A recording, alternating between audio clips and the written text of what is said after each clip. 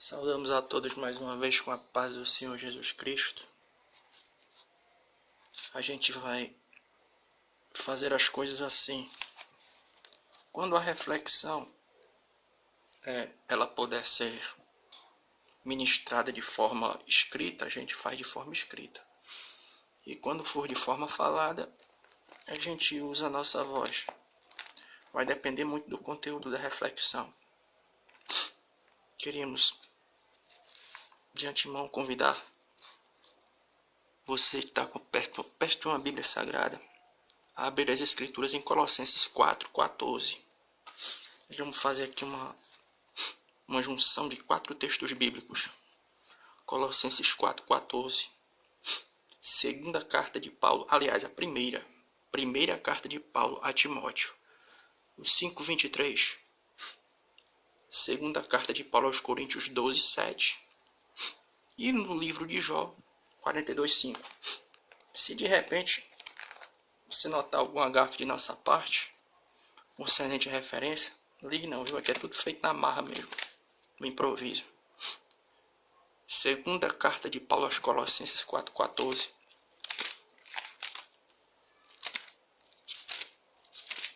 Segunda carta de Paulo aos Colossenses 4:14. Uma rápida reflexão. Daquele jeito, quando a reflexão vai depender muito, a gente vê que é melhor ela ser escrita, a gente digita um texto. E quando for falada, a gente usa a nossa voz.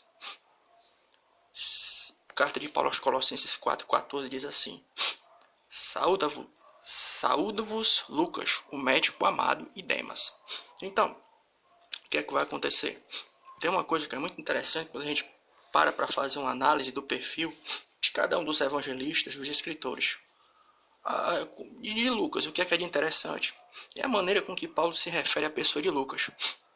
Paulo, quando se refere a Lucas, ele faz menção da profissão, da ocupação de Lucas. Ele era médico. Mas aí vai acontecer uma coisa interessante. Lucas era um evangelista, alguém que escrevia a respeito de milagres, era um cristão que vivia no período apostólico. Pela lógica, que função e que serventia teria um médico em meio a um local onde, a partir do momento que uma pessoa se encontrasse enferma, era só orar e a pessoa ser curada? Vai ficar uma pergunta.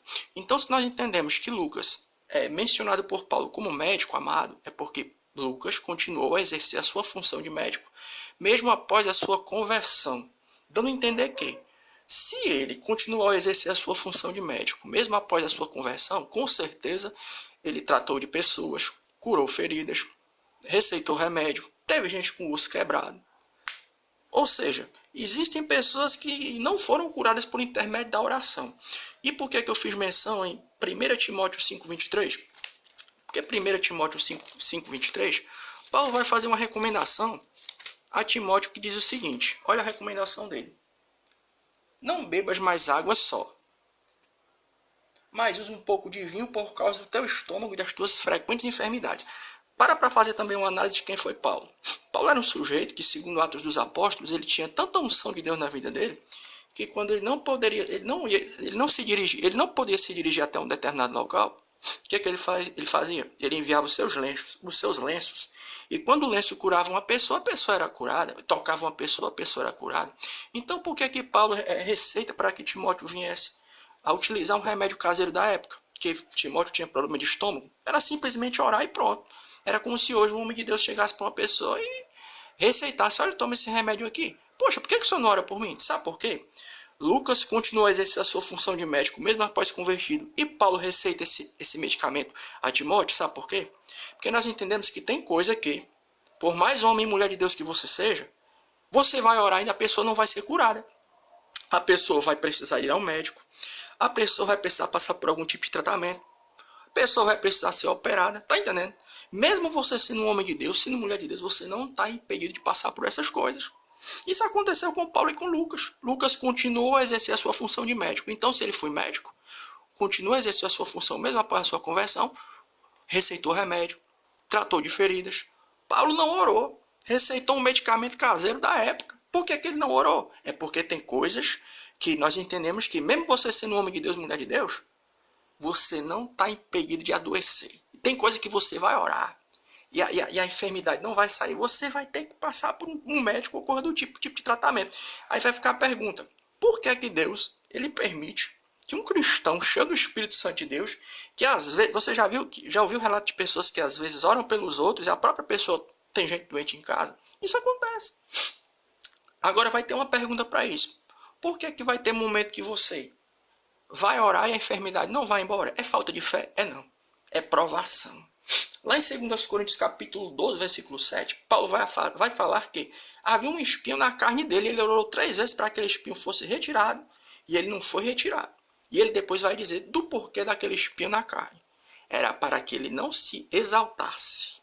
Então nós entendemos que coisas ruins às vezes acontecem na vida do cristão, sabe por quê? Porque é uma maneira de que a pessoa se tornar mais dependente de Deus. Por intermédio de uma enfermidade, de uma dificuldade. Até mesmo dentro de casa. Às vezes você ora por alguém, por um amigo, e ele é curado, e às vezes tem pessoas enfermas dentro da tua casa. Isso não quer dizer que você não é homem de Deus, nem é mulher de Deus. Isso apenas quer dizer o quê? Que de alguma maneira Deus ele permite que você passe por uma dificuldade para que você continue dependente dele. Porque nós seres humanos somos assim. Às vezes, quando nós somos exaltados, ou quando só coisas boas acontecem na nossa vida, sabe o que acontece? Às vezes nós esquecemos do Senhor. É por isso que às vezes Deus permite a enfermidade e a dificuldade. O espinho na carne é para que nós não venhamos a nos exaltar e estejamos sempre dependentes do Senhor. A segunda razão do porquê o cristão passar por dificuldade, enfermidade, coisas do tipo, nós vamos encontrar no livro de Jó. Logo no início do livro de Jó, nós vamos ver o próprio Deus se referindo a Jó como um homem reto, íntegro e temente a Deus que se desviava do mal. Mas a Bíblia diz que Deus permitiu que o inimigo das nossas almas tocasse na família de Jó e até em sua saúde. E quando é no finalzinho, lá no capítulo 42, versículo 5 do livro de Jó, Jó ele vai entender do porquê de tudo aquilo que ele passou. Ele vai atribuir aquilo ao que ele vai dizer o seguinte: antes eu só te conhecia de eu te ouvir falar, mas agora eu posso te ver com os meus próprios olhos. Ou seja, toda a dificuldade, enfermidade, perda na vida de Jó serviu, sabe para quê? Para que ele viesse a ter o quê? Uma intimidade maior com o Senhor. Viu? Então é por isso que às vezes o cristão adoece, fica enfermo, ora pelos outros, os outros são curados, mas às vezes nem ele é. Sabe por quê? É o espinho na carne que Deus permite, para que nós não venhamos a nos exaltar. E a segunda causa do sofrimento, qual é? É porque por intermédio do sofrimento nós entendemos que nós passamos a ter uma intimidade maior, experiências maior com Deus. Tu sabe qual foi o povo que mais viu as maravilhas de Deus e Deus operando na Bíblia Sagrada? Foi o povo de Israel. E onde é que o povo de Israel estava? No deserto. Então, meu querido, minha querida, por intermédio dessa rápida reflexão, nós queremos deixar aqui não uma palavra para que você venha perder a tua fé. Ah, o irmão não crê mais de milagre, não é isso não. Nós entendemos apenas o seguinte, é que mesmo você e eu nós sendo crentes em Jesus Cristo, nós não estamos livres de passar por dificuldade. O próprio Senhor Jesus Cristo disse, no mundo tereis tribulações, mas tem bom ânimo. Ninguém está livre de passar por uma dificuldade. O próprio apóstolo Paulo disse, lá em sua carta aos Efésios, no capítulo 6, que nós tínhamos que nos revestir de toda a armadura de Deus para resistir ao quê? Ao dia mau. E o dia mau pode acontecer de várias maneiras, por intermédio da perda de alguém que você gosta, de um parente, de uma enfermidade que pode vir até você. Isso não quer dizer que você não é fiel a Deus e que nem Deus ele te ama. Pelo contrário, Deus ele só prova aqueles a quem ele ama. Então, fica aqui essa rápida reflexão. E que Deus em Cristo, ele possa abençoar mais e mais a sua vida. Amém.